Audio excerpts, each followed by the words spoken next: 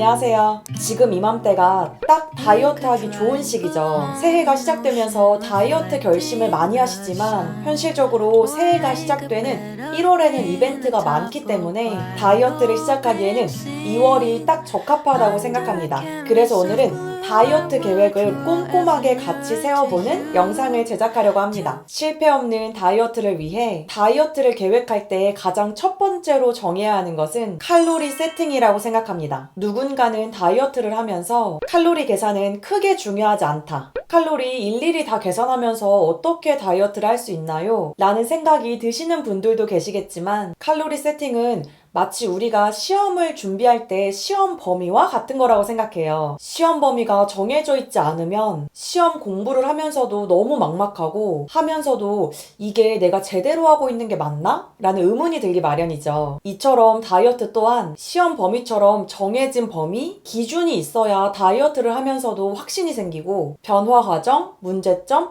결과를 정확하게 파악할 수 있습니다. 10의 자리, 1의 자리, 소수점 자리까지 아주 세밀한 칼로리 세팅은 아니더라도 큰 틀의 칼로리 세팅은 있어야 한다고 생각합니다. 그렇다면 나에게 맞는 칼로리 세팅은 어떻게 할 수 있을까요? 첫째로 본인의 총 활동 대사량을 알아야 합니다. 총 활동 대사량은 기초 대사량을 포함하여 본인이 하루에 쓰는 숨쉬기, 일하기, 걷기 등의 모든 칼로리를 더한 것이 총 활동 대사량입니다. 먼저 기초 대사량은 인바디라는 측정 기계도 있고 어플, 인터넷 검색 등을 통해 키, 몸무게, 성별, 나이 등을 입력하면 쉽게 나옵니다. 그러나 이렇게 도출되어 나온 기초 대사량은 본인의 몸과 100% 일치할 수는 없어요. 이 수치는 본인의 기초 대사량이 아니에요. 이 값은 본인이 입력한 키, 몸무게, 나이 등을 토대로 통계학적으로 계산된 평균값입니다. 그래서 본인의 기초대사량이 1200이 나왔더라도 이 수치보다 적을 수도 있고 많을 수도 있습니다. 그렇기 때문에 이 평균값으로 나온 기초대사량 값을 활용하면서 본인 몸의 변화를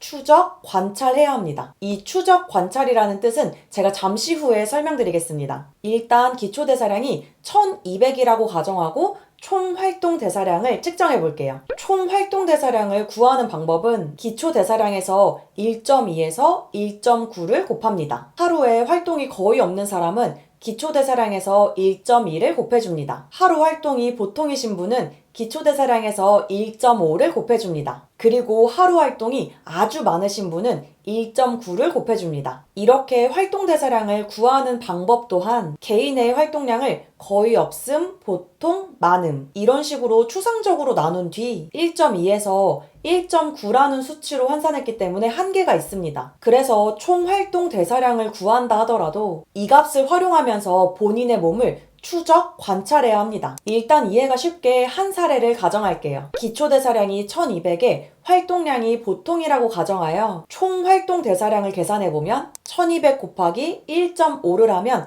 1800이라는 숫자가 나옵니다. 이렇게 나온 총 활동 대사량 1800이라는 칼로리는 내가 하루를 살아가는데 필요한 칼로리이기 때문에 음식으로 하루에 1800칼로리를 섭취하면 체중이 유지가 됩니다. 여기서 체중 감량을 하려면 이 총 활동 대사량에서 마이너스 20%를 한 값을 먹어야 합니다. 그렇게 되면 1800칼로리에서 마이너스 20%를 하면 1440칼로리라는 숫자가 나옵니다. 즉 이 뜻은 기초 대사량이 1200이고 활동량이 보통인 사람이 하루에 1440칼로리를 섭취하면 체중이 감량된다는 뜻입니다. 그런데 서두에서 말씀드렸듯이 이 값은 통계학적으로 평균값이며 인간의 활동량, 대사량을 정확히 수치화할 수 없기 때문에 이 수치를 참고하여 다이어트하면서 추적 관찰해야 합니다. 제가 말씀드리는 추적 관찰이라는 뜻은 1440칼로리라고 정해놓은 양을 일주일간 섭취하면서 체중의 변화량, 몸의 변화량을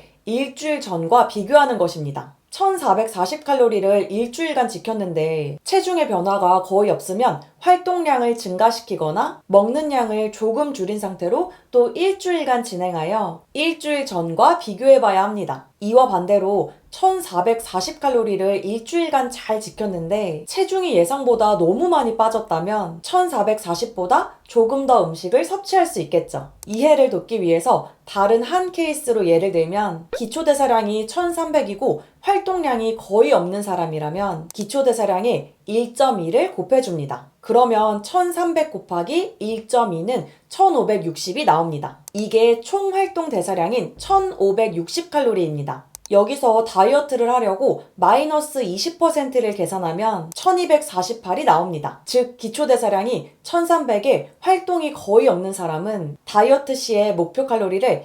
1248칼로리로 하는 것입니다. 이렇게 세팅한 값으로 일주일간 진행해보면서 체중 변화 및 사진 동영상을 통해서 몸의 변화를 일주일 전과 비교해보는 것입니다. 이 방식으로 추적 관찰할 때 주의해야 할 점은 다이어트를 시작하고 2주차부터 추적 관찰하시기를 추천드립니다. 다이어트를 갓 시작한 첫 주에는 갑작스럽게 식습관 등이 바뀌면서 몸에 있던 붓기나 수분이 빠지면서 첫째 주에는 마치 초심자의 행운처럼 체중의 변동폭이 크기 때문에 정확한 추적 관찰을 위해서는 다이어트 2주차 때부터 변화를 비교해 보시기를 추천드립니다. 저는 이런 방식으로 한 달에 2에서 3kg 감량을 목표로 하시는 것을 추천드립니다. 더 많이 빼고 싶고 더 빨리 체중 감량을 하고 싶은 마음은 누구나 갖고 있지만 장기적으로 봤을 때 한 달에 2에서 3kg 정도 감량하는 것이 가장 적합하고 건강한 체중 감량이라고 생각합니다. 그 다음 이렇게 칼로리 세팅을 한 다음에는 영양 성분을 세팅해야 합니다. 위에 설명드린 방법으로 내 칼로리 세팅 값이 1440칼로리가 나왔다면 1440칼로리에서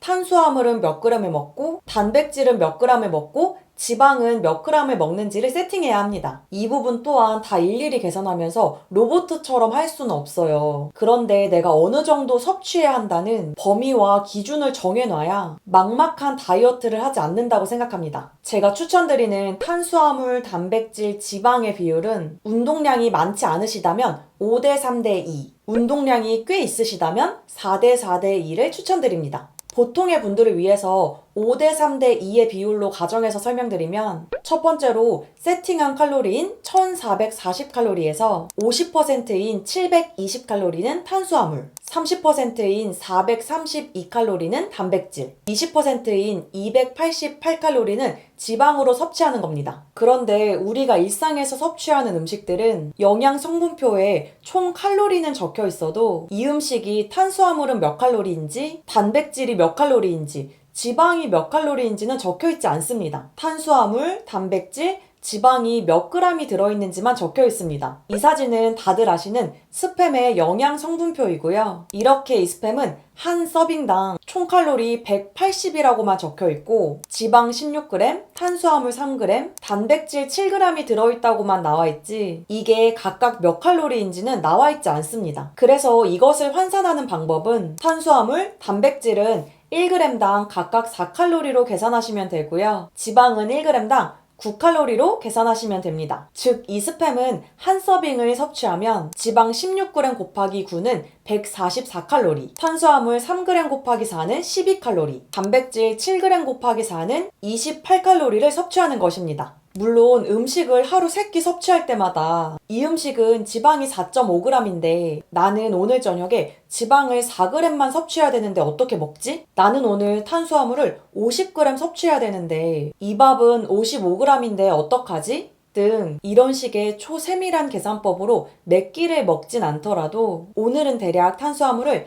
45에서 55%, 단백질을 30에서 40%, 지방을 10에서 20% 정도 섭취한 것 같네? 어제는 탄수화물을 60%나 먹어서 그런가? 오늘 체중이 어제랑 똑같네? 등 이런 느낌을 가져가야 다이어트 진행이 원활하고 본인이 하고 있는 다이어트에 확신이 들게 됩니다. 그리고 이렇게 어느 정도 시험 범위처럼 기준이 정해져 있어야 무분별한 섭취를 예방해 준다고 생각합니다. 탄수화물 양을 총 칼로리의 50%라고 정했지만 60% 먹어도 크게 영향이 미치진 않아요. 하지만 이런 50%라는 기준조차 없으면 내가 총 칼로리 중에 탄수화물을 80%를 먹는지 30%를 먹는지 매일 달라지고 체중은 늘었다가 줄었다가 늘었다가 더 조금 줄었다가 늘었다식의 상승 곡선을 그리면서 증가하게 될 수도 있다고 생각합니다. 그래서 처음에 구해놓은 1440칼로리의 세팅 중 탄단지 5대 3대 2 비율에 따라 탄수화물 50% 720칼로리, 즉 영양성분표에 있는 180g,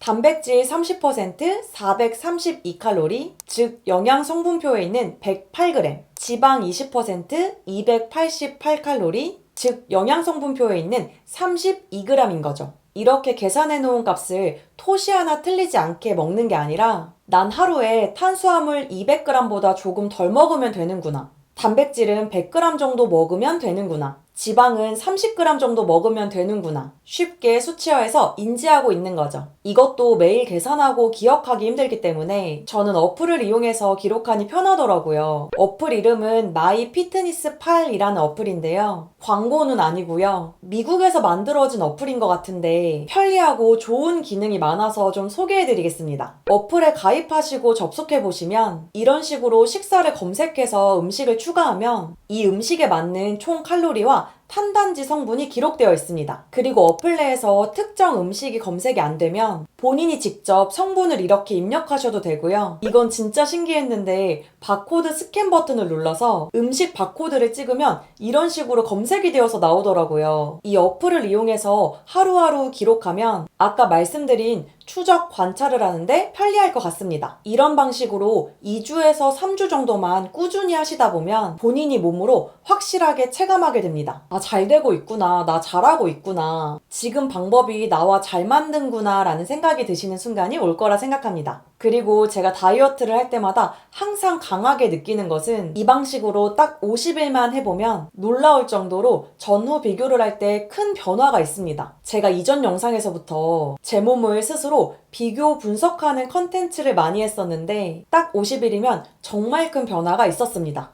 50일 이후로도 효과가 있지만 기간이 길어질수록 힘이 들고 마음이 흔들리게 되는데 50일이라는 기간은 노력 대비 효과가 가장 좋은 기간이라고 생각합니다. 지금 딱 이맘때가 가장 몸이 불어났을 때라고 생각을 해요. 연말에 많은 약속, 이벤트, 그리고 새해가 시작되면서 있는 이벤트들, 그리고 한국은 명절이라는 큰 이벤트가 있어서 불어나는 살에 대한 걱정이 시작되는 시기인데 이럴 때 다이어트를 결심하셨다면 조금 더 꼼꼼하게 계획해서 실패 없는 다이어트가 되시길 하는 마음에서 컨텐츠를 제작해봤습니다. 내용상 다소 따분한 면이 있다고 느끼지만 좋게 봐주시고 이 영상이 구독자분들에게 유용하게 사용되었으면 좋겠습니다. 오늘의 영상은 여기까지입니다. 오늘도 저의 영상을 시청해주셔서 감사합니다.